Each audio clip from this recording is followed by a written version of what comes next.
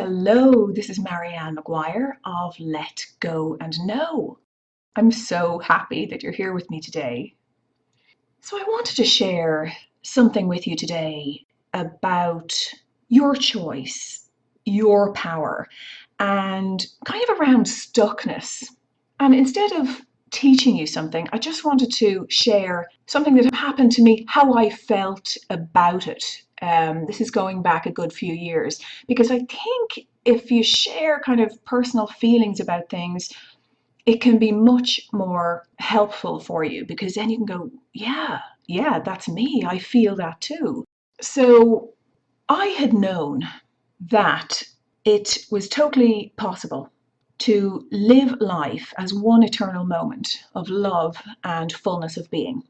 The only thing was, after I had been conditioned and after the spiritual experience that I had when I was a child, I wasn't doing that all of the time. I noticed that I was putting defenses up against it because it felt so overwhelming. And I was doing this for a good few years. I'd feel this beautiful, eternal moment of love and fullness and subtle power. And then I felt bereft because it would leave me, or so I thought. I knew in my heart and soul it was always there, but looking back, I just didn't want to allow it. And I really want to bring this up with you today because you might be doing the same thing. And I really want you to shine a light on that if you are, because it's getting in the way of your joy. It is getting in the way of you living a joy-filled life. And you deserve that. From my point of view, I had unconsciously chosen to resist this flow of love, of being. And then the pain of feeling disconnected from it became so uncomfortable that I pushed myself to find out why I wasn't allowing it.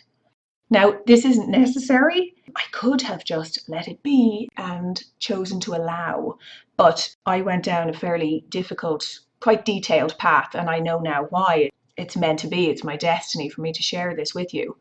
But I was living from my intellect a lot of the time, and I wasn't allowing myself to feel my heart.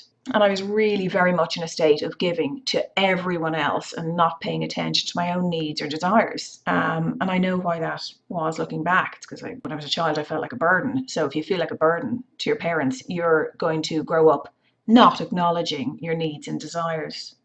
So my work, the work that came to me, Let Go and Know, it taught me first to move from living my life too much of the time in my head and to being in my heart more. And everything changed after that.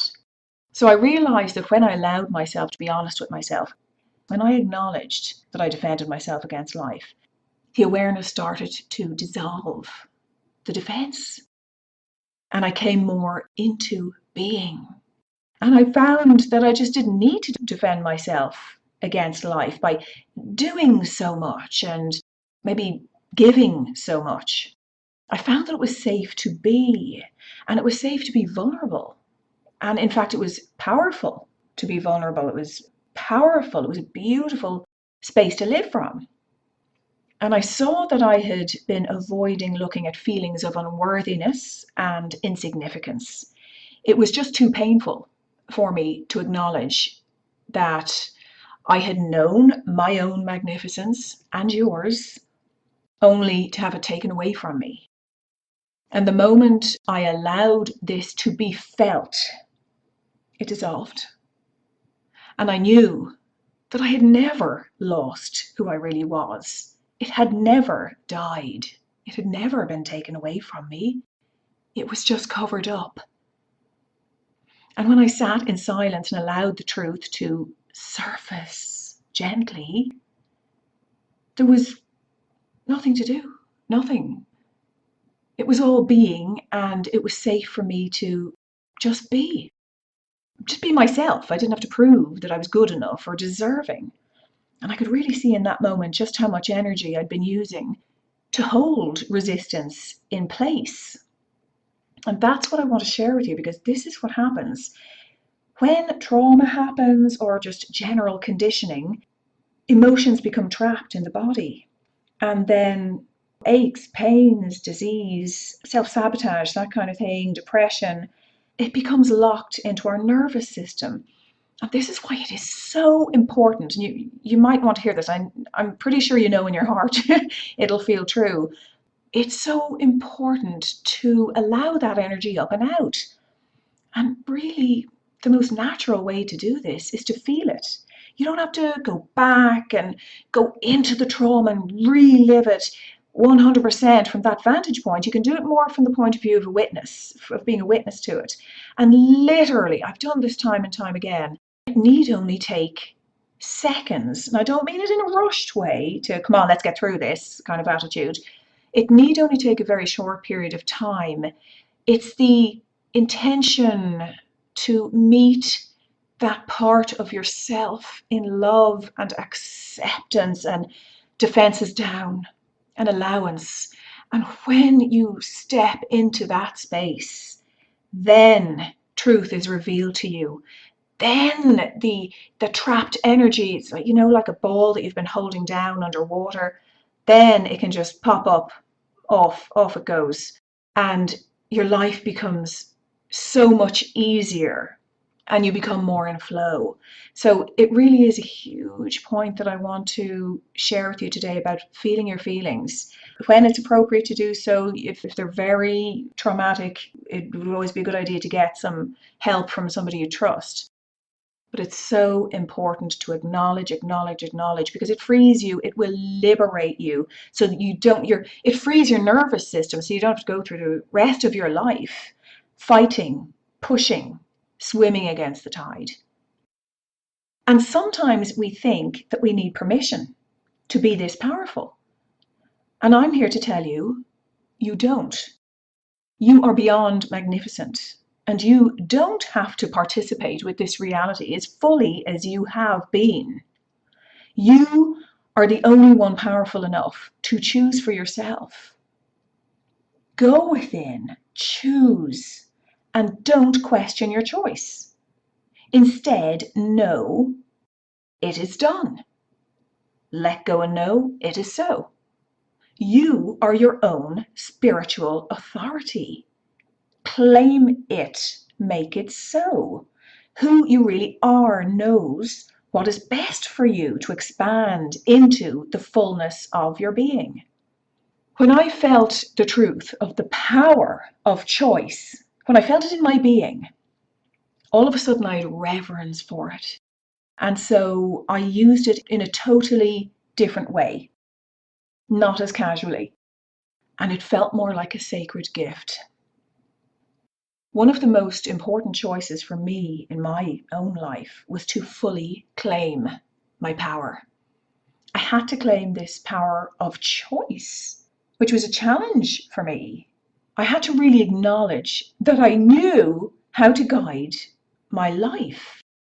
And I went through a long spell of not acknowledging who I really was. And it ended when I embraced my own truth from my childhood spiritual experience, this allowance of being who I really am. I was always one with my truth and power, but I hadn't integrated it into my everyday life. And I was living from a place of struggle, while at the same time feeling like the most fortunate person on earth, funny enough. But I was only touching the truth intermittently. And I'd always put everybody else's needs before my own. And it reached a point where I became so exhausted and stressed that my body forced me to stop. And I became so depleted that it came to a point where I just couldn't move. I pushed myself too far. And it was scary for me. So I committed to practice what I knew to be true. And I knew there was a valuable lesson in this experience. And so I wrote about it. And it was revealed to me. I wasn't willing to ignore it any longer. And I knew I had to make a choice. I knew that I had to claim myself or the struggle would continue. And I didn't want to. I found it quite disconcerting and quite frightening. Like, with the attitude of, well, what if it doesn't work? And what if I get disappointed? I knew I had to have the courage to detach from my false self that had me thinking that I needed to do more because I felt not enough, and claim what I knew in my heart to be true. And then my infinite being told me that it actually goes beyond claiming, because this state is who I am, who you are. This state of joy is who you are, what you are now. And I created much of what I wanted in my life, but I'd never celebrate it really, or acknowledge it to myself, or allow myself to receive any warmth from my own self, even though it was totally natural for me to give so much love to others. And I suppose it kind of felt like I was waiting for permission to love myself fully. And the origin of that was revealed to me. It happened because I wasn't received by my family, and it was painful. And so from a young age, I started to accept that I wasn't worthy. And so I was guided to make one choice. And I want to share this with you now so that it can benefit you and you can make this choice and your life can transform. I decided to stop identifying with the problems and my thoughts and judgments around those problems.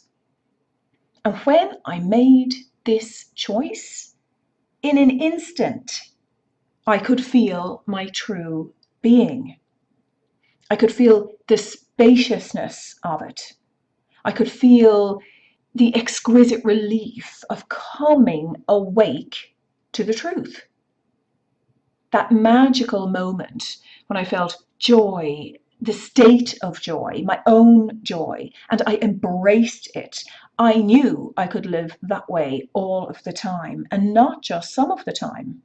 And the essence of this is choice. Fundamentally, I had made the choice to live from who I really am, from my truth. And what I found to be interesting was the sense of complete familiarity about my presence, about presence itself. It's so comforting. It was like soft music in the background that I was only aware of when my attention was drawn to it. I stepped into a new reality where the struggle didn't exist. It had no power. Here I am whole. Here you are whole. I just claimed it because I knew that the struggle I was experiencing just was not me. And funny enough, I didn't use a technique. Sometimes techniques are wonderful and they take you to where you need to be. At this stage, when I was going through this years ago, I didn't use a technique. It was effortless. A quantum shift in living, born from choice and grounded through claiming and being. That's what it was. And what followed was bliss, peace, joy, love, and humor, actually. Just when you look back and see how we live our lives and what we put ourselves through, it's not our fault, but it is kind of funny as well. So I would love for you to claim who you are and live every day from being. And when you forget, it doesn't matter. Give yourself a big hug. Who cares? Just go back and start again and keep starting again until it becomes habit for you. So the struggle served as a springboard from which I claimed my truth and started to live from who I am. Please bring this into your heart when you want to feel this for yourself. It's not about pushing, it's about being. It's a shift from doing to being, from head to heart. I mean, do you see how it all comes back to this? This is the foundation of my message, being who you really are. Fundamentally, it comes down to one choice. Are you going to choose love or fear?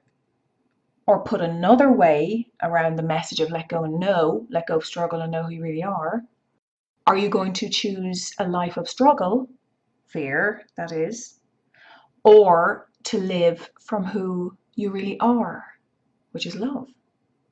I leave this to bring with you in your heart so that next time if you're faced with a challenge, you can ask yourself this question and allow yourself to make a choice and live from that choice.